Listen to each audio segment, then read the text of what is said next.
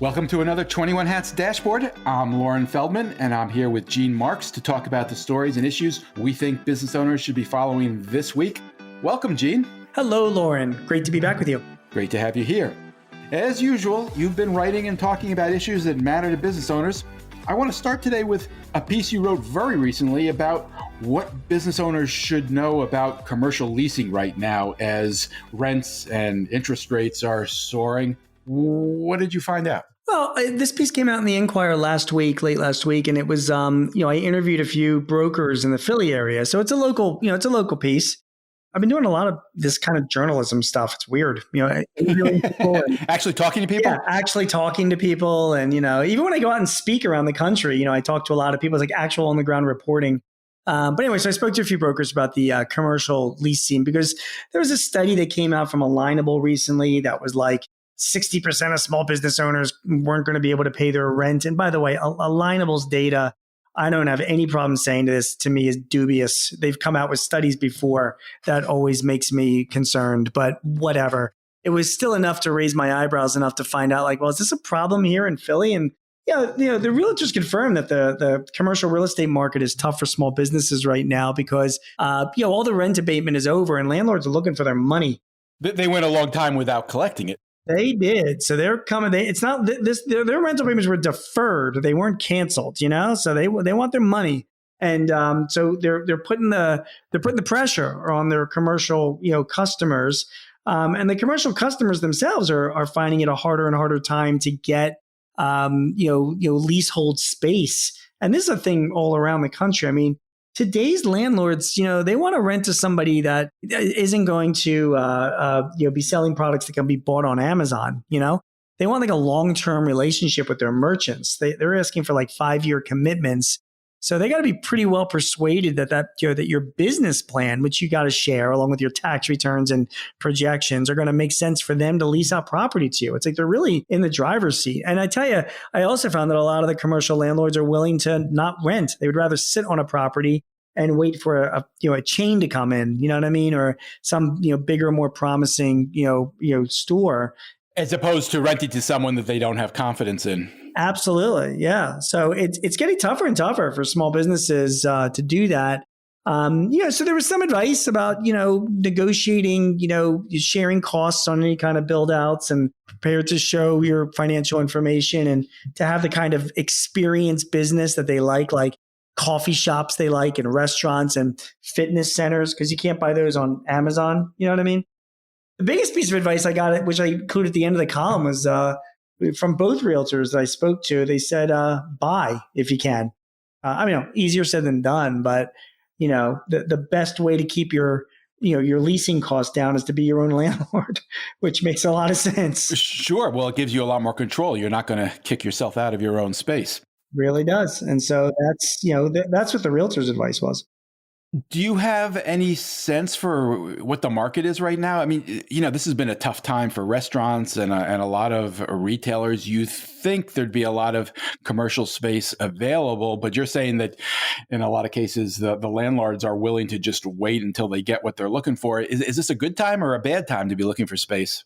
So again, it's a good time if you got the right business. They're not going to rent to just anybody. You got to have the right business, and then it is a good time. There's space available. Space in urban areas like Philadelphia, there's space available. I mean, even though in Philly, Comcast, ordered their workers back to work, so there's life coming back on Market Street and and all of that. There is, and other big companies are also returning to work. It's still hybrid and it's just not the same volume as before. So a lot of small businesses there are suffering, and there were definitely open storefronts. But in the suburbs, it's a different story. Depending on the suburban area that you go to, commercial space is tight. Warehousing space remains competitive because of e-commerce sales and all of that. So it really depends on the kind of business that you have and where you're looking for to lease will determine how hard or easy it is to find space. And you personally, you've been working remotely for 20 years. Any thoughts of changing that? Yeah, I haven't written a rent check in 2004. So, that's what it is. But again, you and I have talked about this before. That comes with its pros and cons. Right. The pros and cons of having a remote workforce. That is correct. That is correct. One of the pros is having no rent. One of the cons is running the world's most dysfunctional company. Congratulations. Thank you.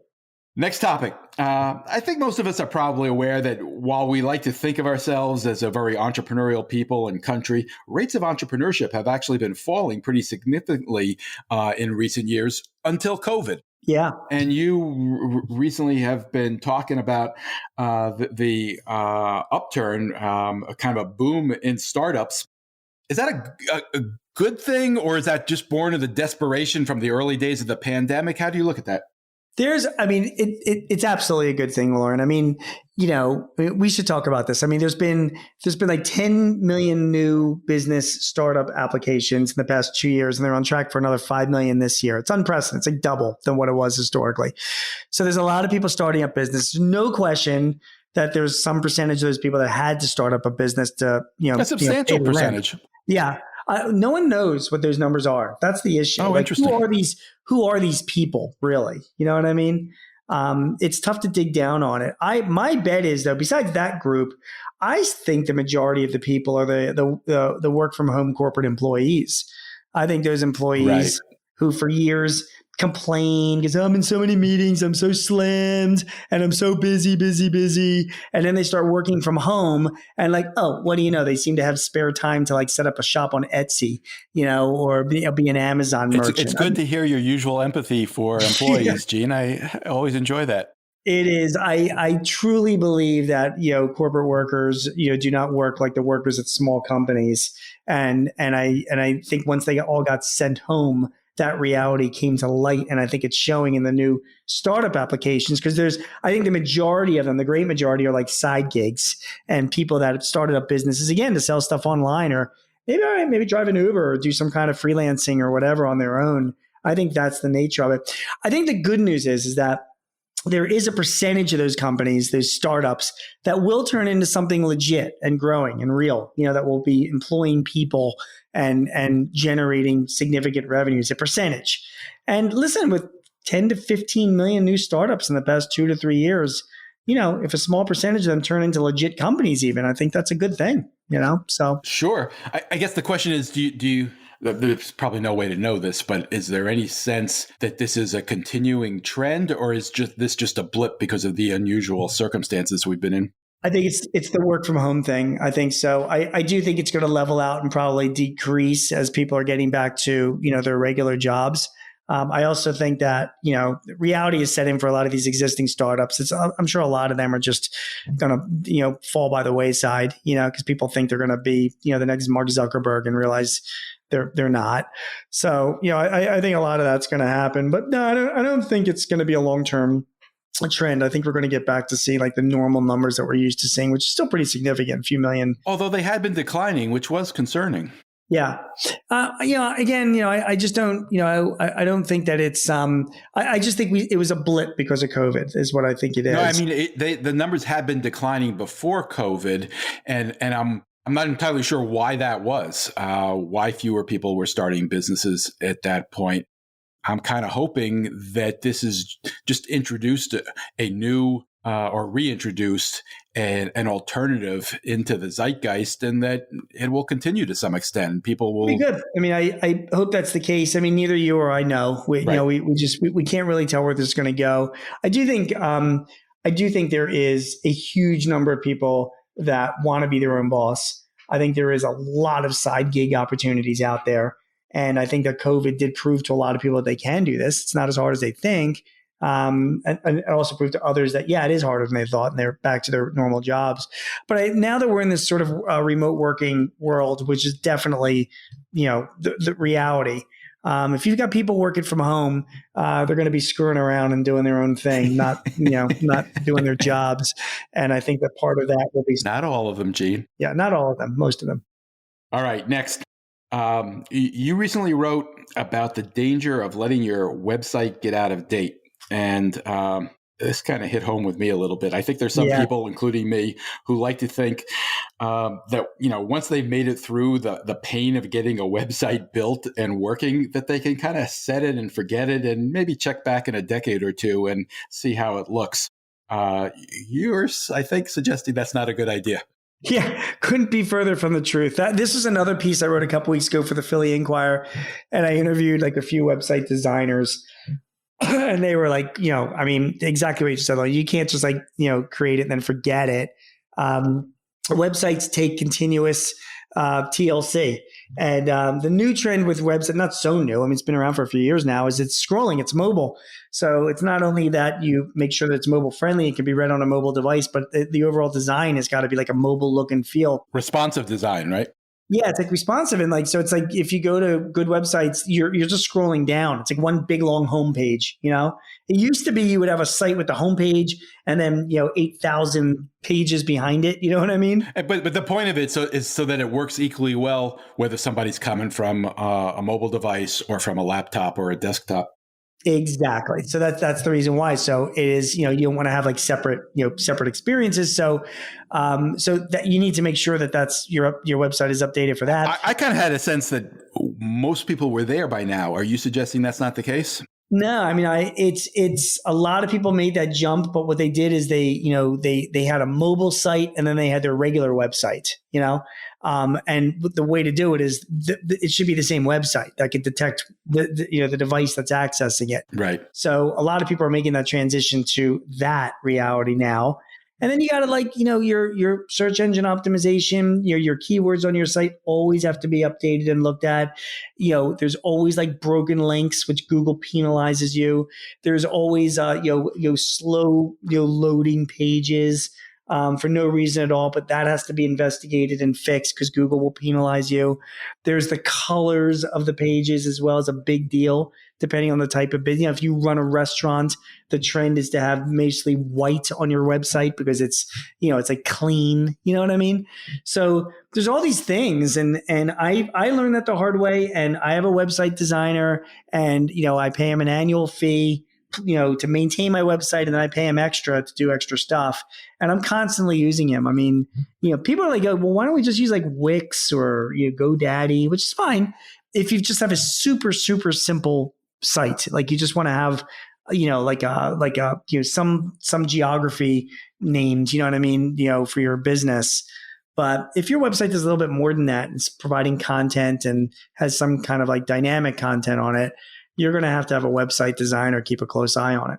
We've talked previously about the challenges of American Disability Act compliance on your website and how frustrating that can be, especially when you start getting hit with letters from lawyers and the threat of litigation. Is that something that you can just fix, have right, and then forget it? Or is that also something that you have to keep up with? Also something that has to be continuously updated, and just to make sure that we're all aware. I mean, there's this boutique industry of awful lawyers that look at sites, including small business sites. They see that it's not in compliance with the American Disabilities Act, which means that the site has got to be able to be accessed by people with disabilities. A good cause. Absolutely. And then they write letters to you saying that you're not in compliance and they're going to report you to the government unless you settle with them. Do you know what I mean? They have a client that's very upset about it. So you got to be careful because there's a lot of those types that are out there, and it's easy exposure. So another reason why you need to have a good website designer involved to make sure that you are in compliance with the ADA for sure. There are a few things I talk to business owners about that they find more annoying than dealing with that particular topic.